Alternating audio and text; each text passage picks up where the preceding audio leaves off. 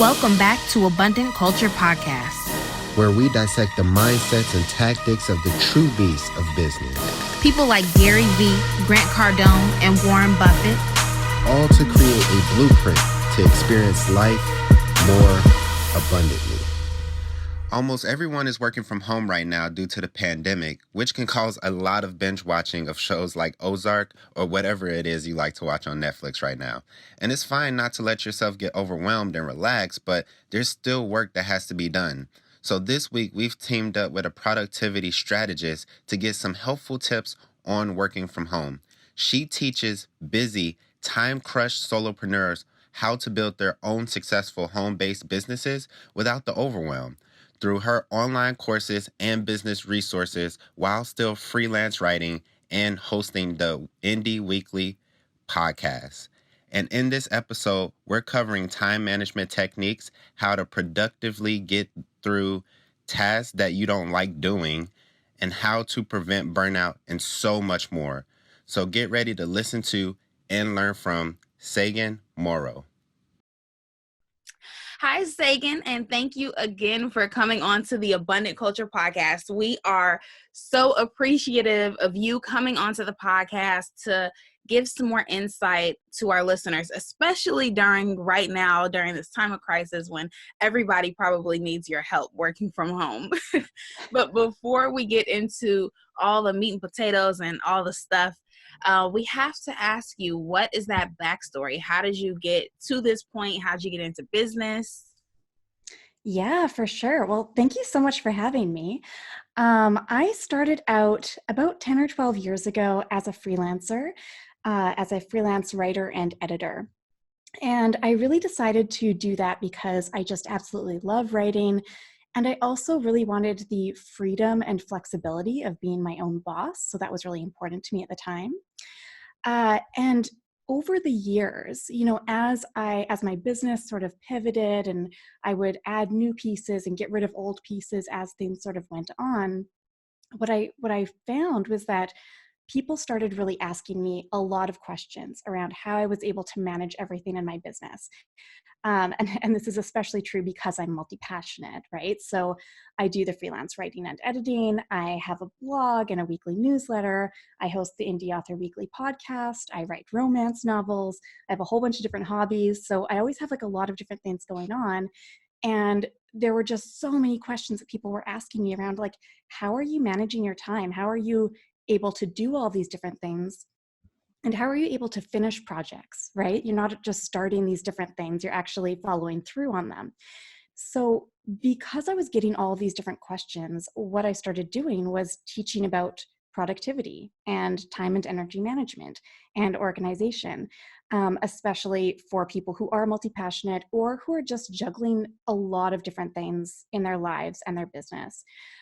So these days, that's really my primary focus is teaching about productivity. So I teach, I have the Productivity Powerhouse online course, and I really work a lot with clients through that program to really help them improve their productivity. And I still do all the other things, but just because this was such an important thing for so many people, that's really what I've taken to focusing on.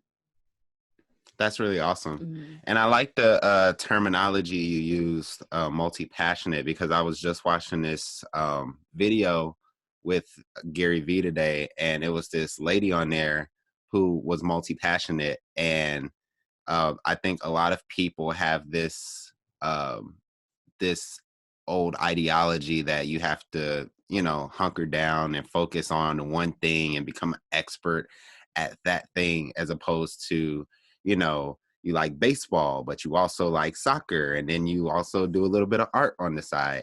And I think where there's a generation of entrepreneurs coming up that aren't just passionate about this one thing, but they're passionate about many things. And I think the fact that you are able to help those people juggle those things effectively and actually be productive in them, I think that's an extremely great idea, honestly, because I would consider myself multi-passionate. Yeah. And sometimes it affects her because she's the A-type personality. I'm more the B-type. So it plays out pretty interestingly, but it's great that you do that for sure. And Yeah, then it's I also love how I also shared this with you like the other day when we were on our call, that I love how you just pivoted into doing what everyone was asking rather than you just like yeah, I'm just gonna do this. Like you just kind of went with the flow, and I don't think a lot of people do that or even think of it as that, but that's something that we've thought of, and that's kind of how like our business evolved as well.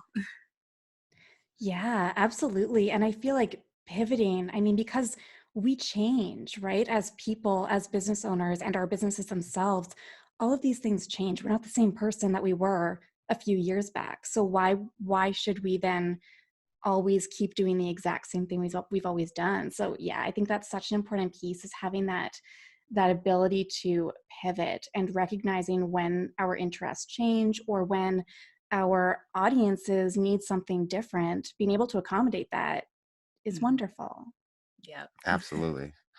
So what are some time management techniques that people can uh, really use, especially with everything going on in the world? A lot of people are working from home, or honestly, a lot of people may be looking for work at home.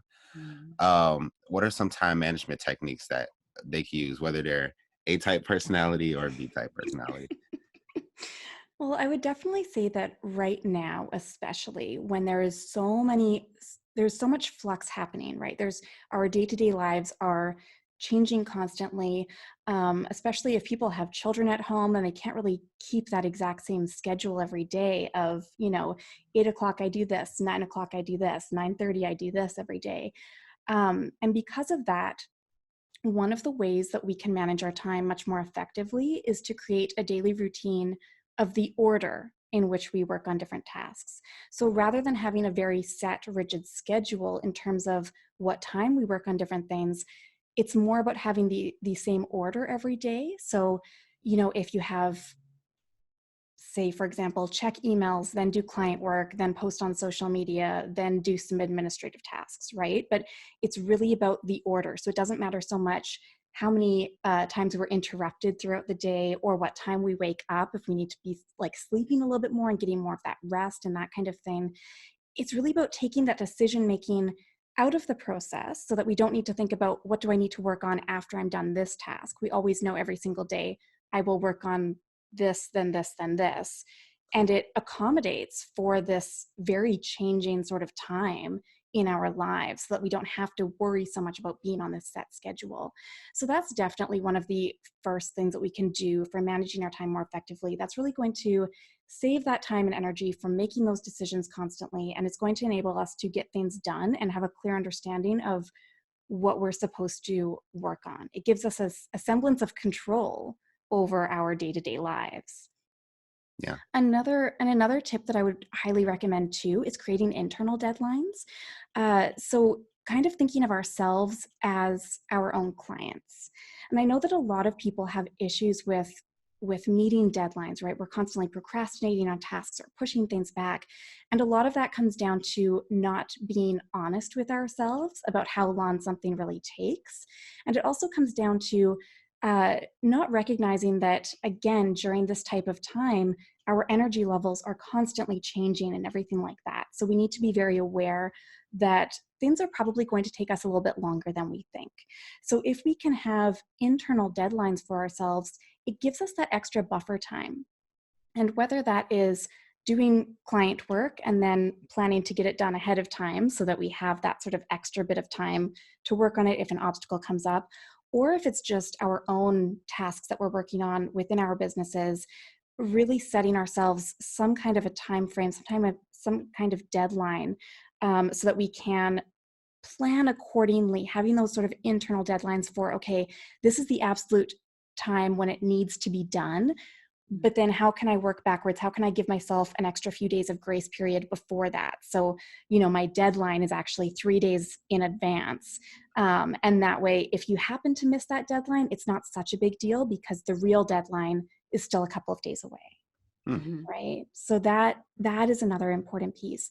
And the third time management technique that I want to share is to really focus on only multitasking when you are combining mindful and mindless tasks.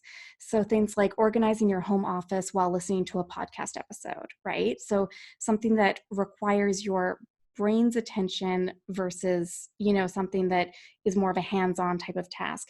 And really that's the only kind of effective multitasking that we can really do.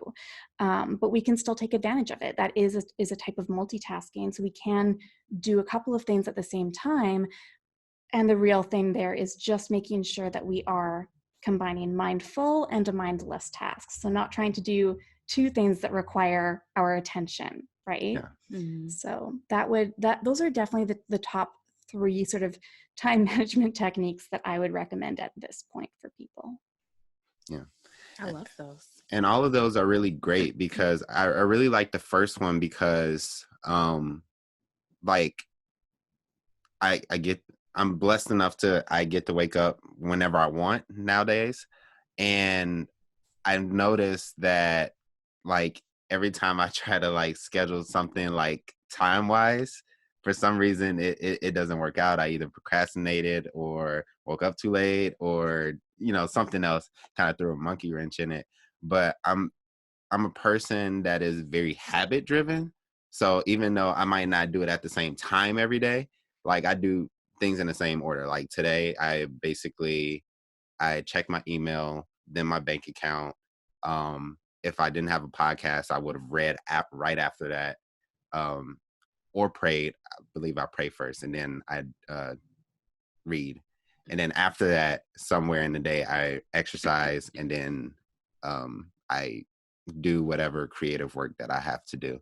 So that's something that I feel like will really, really work for me, especially if I start writing it down, which would be a lot better. But also the idea behind matching the mindful task with kind of the mindless task is something that I really, really love also because I just love listening to podcasts. And I hate driving, but I have to drive a lot. So anytime I'm driving, I'm listening to a podcast most of the time or like a YouTube video. And what I think that really does for a lot of people is it also speeds up the time that it takes them to learn maybe a new skill or a craft or to master something, because you just really immerse yourself in it while, you're cleaning or, driving or whatever the case may be. And I think those are some really brilliant techniques that can make a huge difference, especially now where everybody has not very much to do currently. Yeah, definitely. So how can someone like productively get through a task that they don't really like doing? Because I know I procrastinate a lot when it comes to admin work now because I just hate doing admin work. I hate opening up letters and having to file them. It's just annoying. Yes.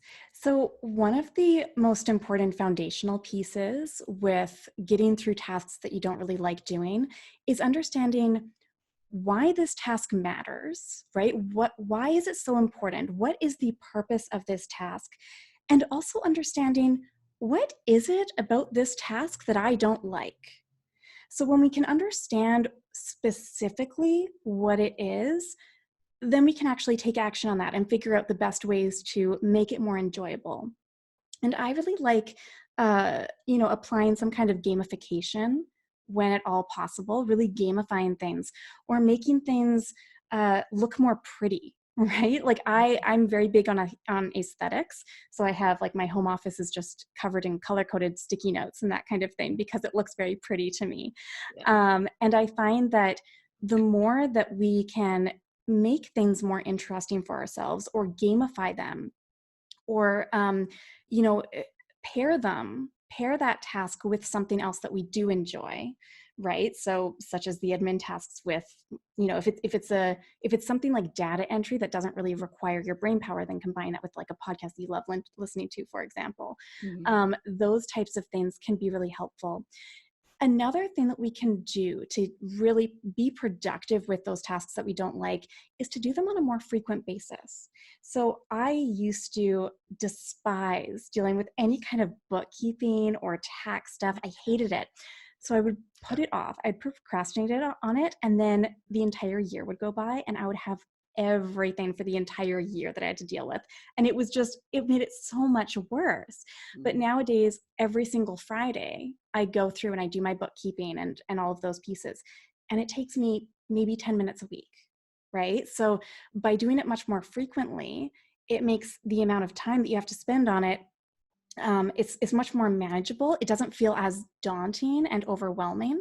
So when we can increase the frequency of it, and also, again, it comes back to really understanding, okay, why does this matter? What is its purpose, and what don't I like about it?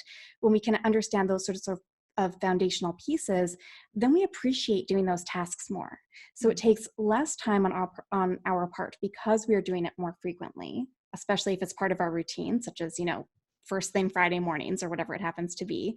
And that just, it really helps us get through and be able to get it done and appreciate it and kind of reframe it, right? Look at it from this completely other perspective. Yeah. And I really think that's a genius thing to do, because I really believe that consistency cures so many different types of things. And that's just been my belief ever since. I believe it was this entrepreneur named David Meltzer, and he was talking about he would rather meditate for 2 minutes a day every single day as opposed to maybe 20 minutes on like Saturday, because anything could derail that 20 minutes on Saturday, and then all of a sudden you're a week behind. And in my own life, that's something that I've kind of instinctually started to do, is like, oh, I don't like doing this task. Let me do it as often as possible and for the shortest amount of time possible, so it doesn't bother me very much. And it's been working out. Like before, I never used to check my bank account. And then I used to, when I was younger, had overdraft fees like all the time because I didn't transfer money to it or whatever the case may be. And now that literally never happens anymore, regardless of how low or how much cash I have on hand actually. So it's these small things that could literally take minutes sometimes, but we don't like to do them. So like when we do get around to it, it's kind of like either too late or it becomes a bigger problem. So I think that's a brilliant technique to really just get through those tasks that you don't really appreciate doing all the time. Yeah, for sure. And when it comes to something like the banking too, it then has all those other benefits, right? When you're looking at it much more frequently, then you can see when you're like, "Ooh, that's, I'm getting kind of low over there," or like I need to up my game for my marketing or whatever it happens to be. Like, "Oh, I really need to get more clients." Like it helps us really stay on top of things so much more when we're doing any of these types of tasks more frequently. It has wide-reaching benefits, and we also enjoy it more, and it feels less overwhelming. So that's always fantastic. Yeah, it really does. It's a lot less anxiety involved when you do it every day. So what are the top mistakes that people make when like working at home? That's a good one. One of the biggest mistakes that people make is trying to completely separate their personal life with their professional life, right? Trying to completely separate them. And instead, what we really want to do is make sure that they work in conjunction with each other. We want our personal life and our professional life to be aligned. And ideally, both our personal goals and our professional goals should they again should be in alignment, right? Like we should be working towards sort of the same things. They should support one another, really.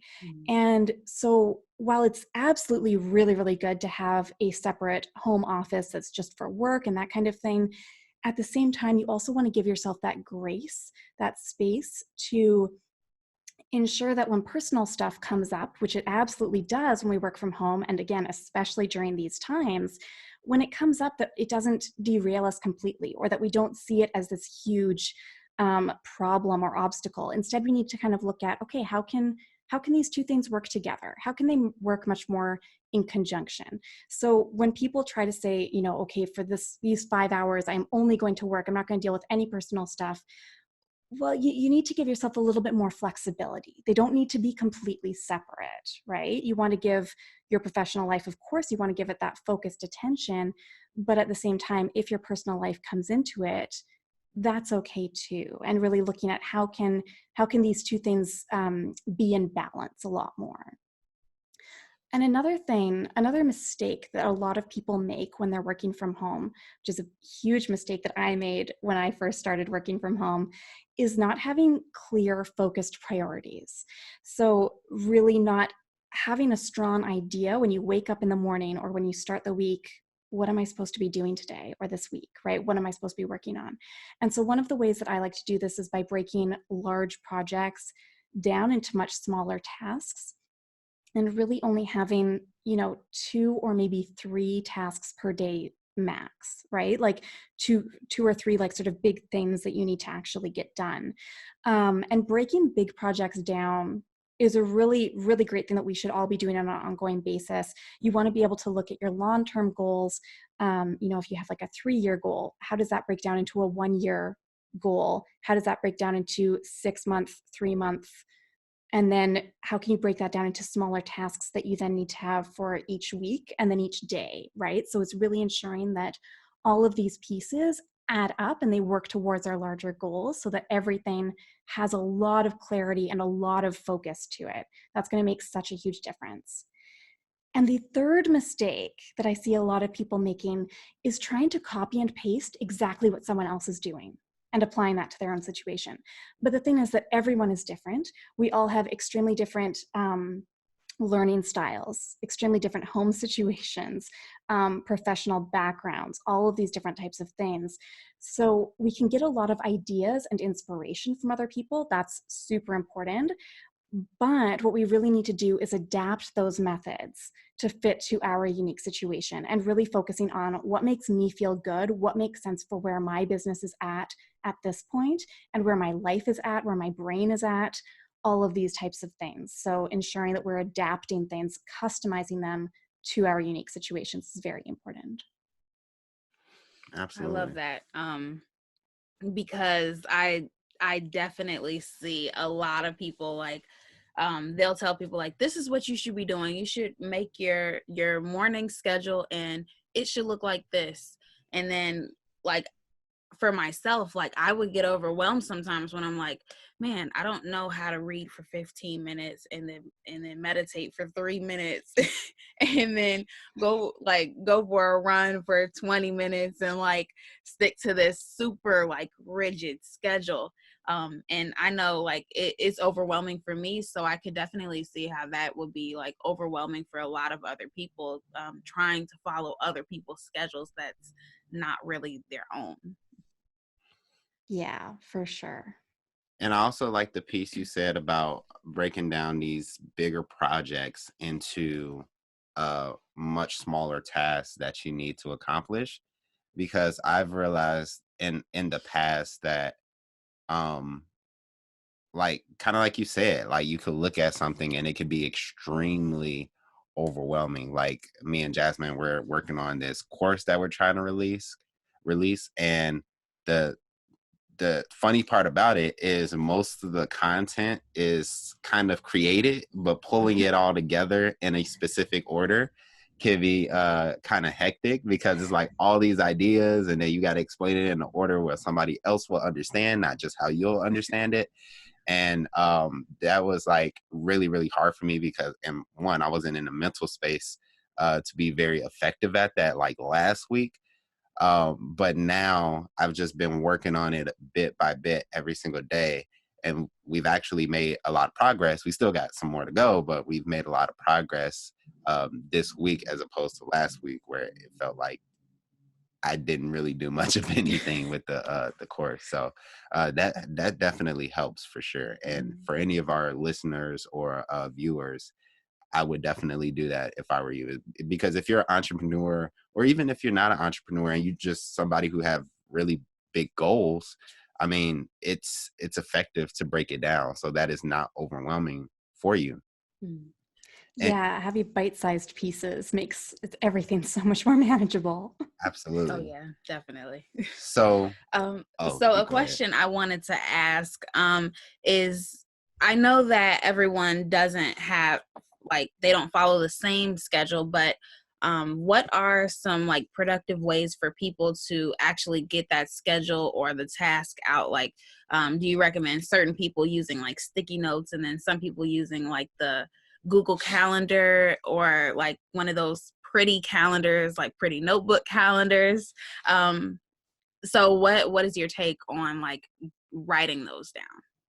Yeah, so I feel very strongly that everyone needs to do things according to their productivity style. And that's actually the foundational thing that I teach inside Productivity Powerhouse, is doing this assessment to identify your own productivity style. Part of that is rooted in our learning styles. So understanding if we are more of a visual person or a tactile person, or a verbal person, right? All of those different types of things are going to help us identify whether something is better for us to have, sticky notes that are color coded versus some kind of a software versus a spreadsheet, versus a day planner, or some kind of a combination of these different things, right? I mean, personally, I like to have a combination of a few different methods. So that is definitely a key piece. And also checking in with ourselves on an ongoing basis, because again, our businesses are going to change, and our perspective on things and our attitude towards things will also change. Mhm. So we need to adjust our task list method accordingly. What worked for us a few years ago won't necessarily work for us now. Likewise, if we're working as solopreneurs, that's probably going to have a different task list method compared to if we're working in a team setting. So Mhm. I found that something like Trello was useful for me whenever I was working with people in a team setting, but for myself as an individual, I don't find it helpful at all. And that's just me. Someone else might find it great as a solopreneur. So it does come down to identifying your personal productivity style, understanding your learning style, and then checking in with yourself and adjusting things based on how your business has changed and where you're at right now. Mhm. Absolutely. And I really like how you made the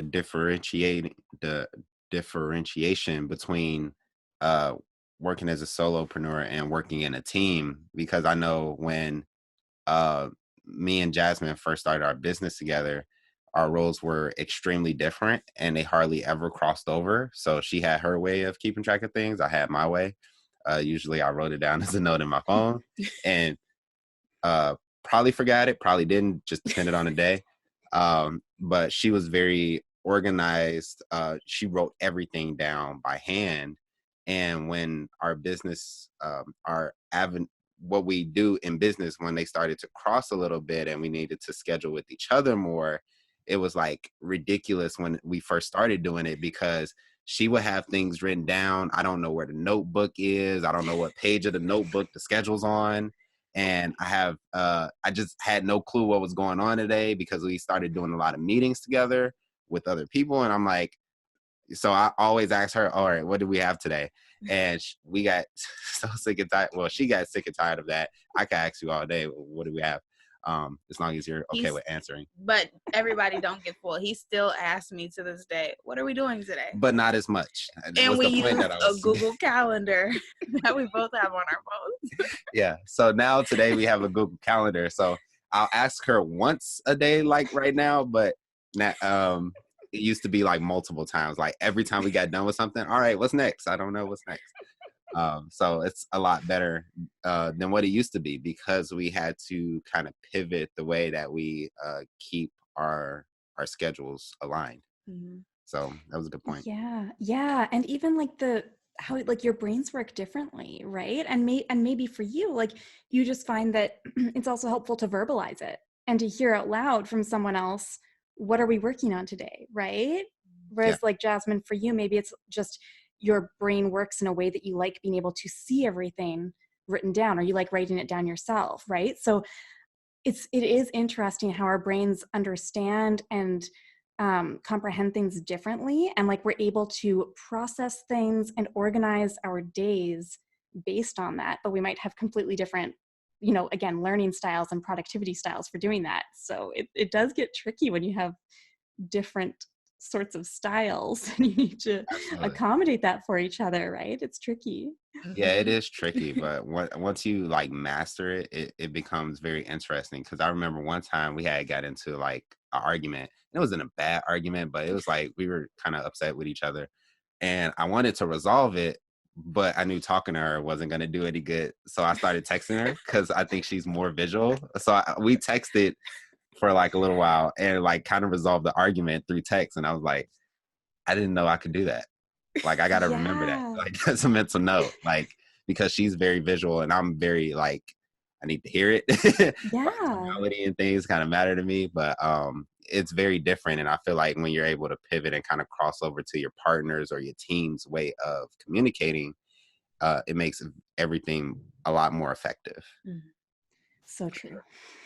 So this is a question that I've been waiting to get to, honestly, because so even though we're business partners, we're also in a relationship. So when she gets burnt out, I have to deal with that. It's not like she gets burnt out and we both go home. Like she's burnt out and we're still in the same place, which could be very interesting.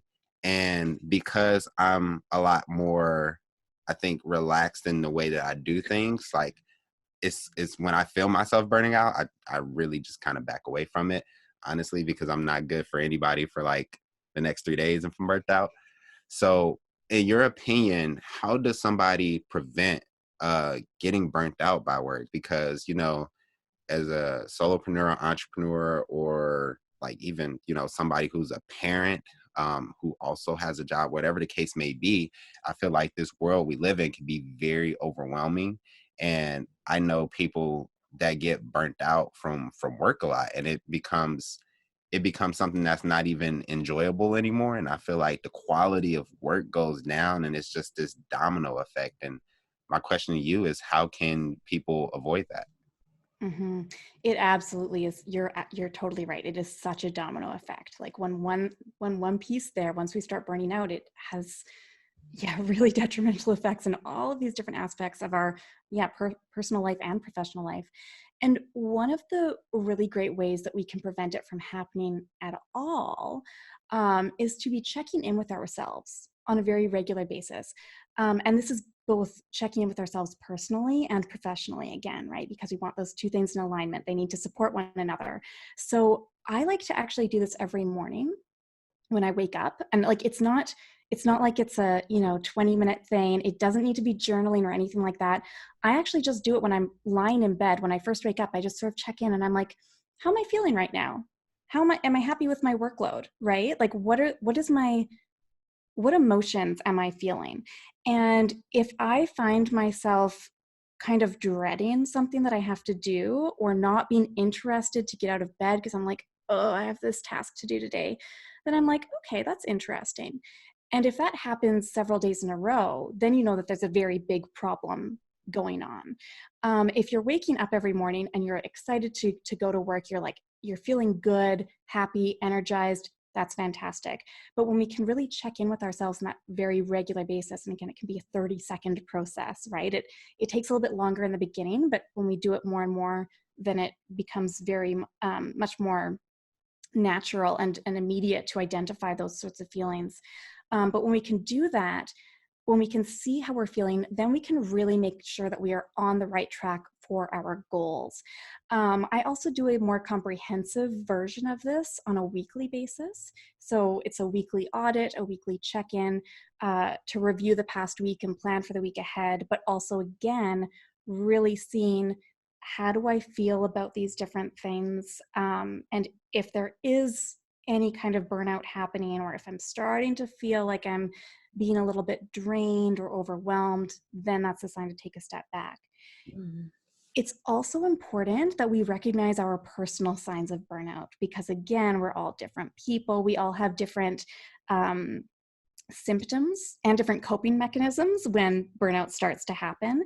So the more that we can identify exactly what our personal signs of burnout are, the better. And often, especially in relationships, we can see it in the other person before they can see it in themselves, right? So my spouse, he can see when something's, not quite right. And he tells me, he's like, Sagan, I think that this is going on with you. And I'm like, is it though? And then I realized, oh, yes, of course, because when you're in that third party perspective, like you can just see things in a different way and you can almost alert the other person, you know what? It's time for you to take a step back. You need to go rest. You need to recuperate. You need to re-energize because, by tomorrow or 3 days from now, you are not going to be in a good place. So Yeah, having that is important. absolutely. So what is that line between like when you need rest and then when you're like kind of just avoiding things and almost like being lazy? Like, how do you determine where that line is? I love that question. And I think that this is a really, really important thing because so often we're not honest with ourselves and we just make excuses and we pretend that it's because, oh, this is to prevent burnout or whatever, when actually, no, we're just making excuses. So one of the ways that I like to do this is to task switch.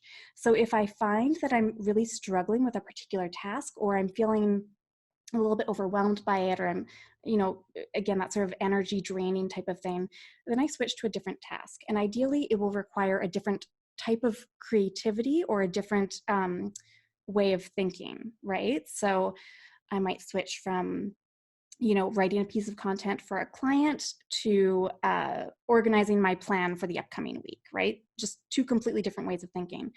And if I find that I'm still struggling to focus and I'm still burnt out, then I'm like, that's weird. Then I'll switch to another task because it could just be a fluke. It could just be a coincidence. But if by that third task, still not feeling good, then okay, that is a sign that the rest needs to happen. Yeah.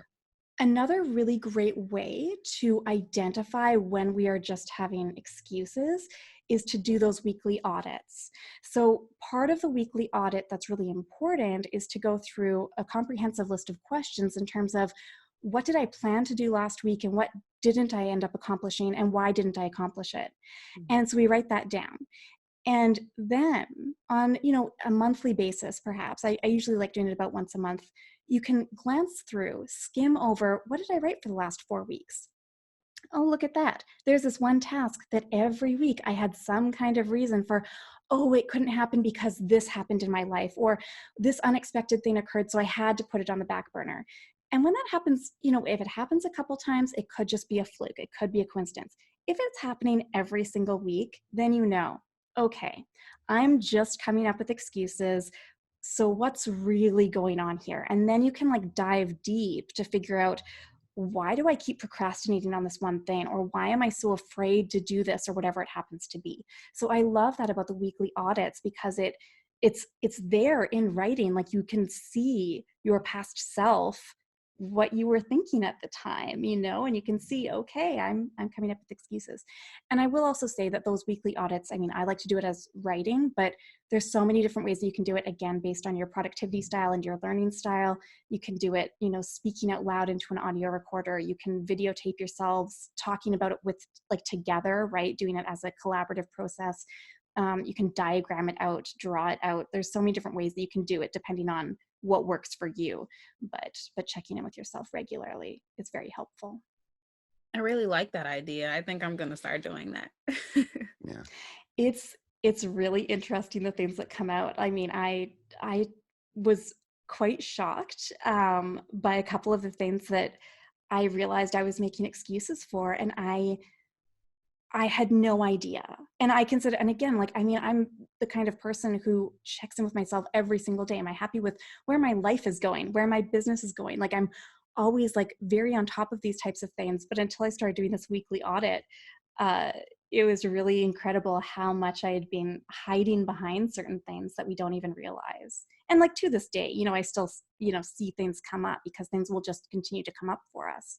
But Yeah, it's interesting how much we can learn from doing that. I like it. for sure. Yeah. So what's the number one takeaway you'd like somebody to really get from this podcast episode? The more that you understand about yourself, the more that you can really create the perfect systems and strategies and process for your unique business. So I would really say, there's so much benefit to, again, assessing that productivity style, our unique productivity style, and adjusting our plans and tasks accordingly, right? So being very flexible with all of that. And then, maximizing that by adapting and customizing methods to our unique situations and routinely checking in with ourselves. So the more that we can understand about ourselves, the more that we can do and we can really maximize, and the more progress that we can make, and the happier that we will be, and the more fulfilled we will be in both our personal life and our professional life.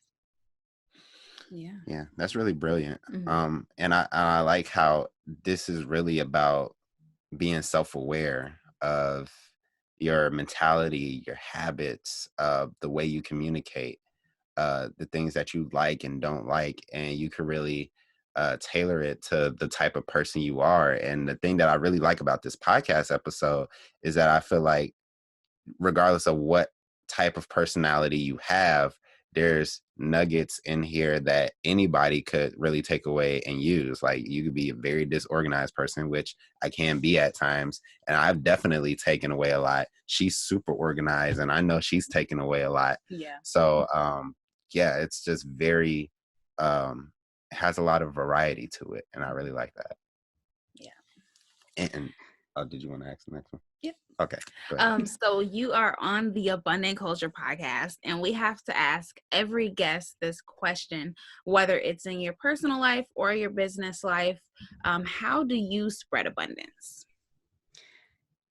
I think one of the big things is really about, being transparent about what works for me, again, both in my personal life and my professional life, and then exploring that on a deeper level and pulling out takeaways that people can apply to their unique situation, right? Like, just like you said, like, to me, that's really how I go about spreading abundance, is figuring out, what's working for me, and how can we then pull out different pieces and apply this to other ways that other people can benefit from it. And I also find that, when we are honest about who we are and when we're really true to ourselves, our hearts are happy, right? And so the more that we can live that, the more that we can really identify what makes my heart happy, and that we can express that, the more that we just naturally share that feeling of joy, and the more that we empower other people. And that to me is really important. Absolutely. I love that. I agree. So you've given us so much information about productivity, and I think it's so important, especially with what's going on now. If you're going to be in the house for like basically another month, it might be advantageous to actually get something done. Because I don't know when we'll ever have this opportunity, if that's what you want to call it, again. I don't plan to ever have this opportunity again if I can help it. But you've given us so much information, and there might be somebody watching this who maybe they have a podcast or a radio show and they want to interview you. Maybe they just want to get in contact with you because they're interested in being a client and learning more about you and your business. For whatever reason, how can somebody either get into contact with you or your team? Yeah. You can always email me, hello@saganmorrow.com. I spend a lot of time on Twitter and Instagram. My handle is @SaganLives. And I recently put together a resources page on my website specifically for people who are working from home. So you can access that at saganmorrow.com/resources. And if you want to just jump right into all of this productivity stuff, then absolutely enroll in my Productivity Powerhouse course at saganmorrow.com/powerhouse. That's awesome. Great. So thank you again, Sagan, so much for the wealth of knowledge that you've given not only our listeners, but to ourselves. We really, truly appreciate you coming onto the podcast. Yeah, thank you so much for having me. No problem. So that's all we have for today, folks. I hope you got as much value out of this as we did. Keep in mind, the only way we can improve is through constructive feedback. So remember to rate and review this episode. Also, you are not the only person that needs to know this super valuable information. So be sure to subscribe and share as well. Stay tuned for the next episode. And remember to always spread abundance. Peace.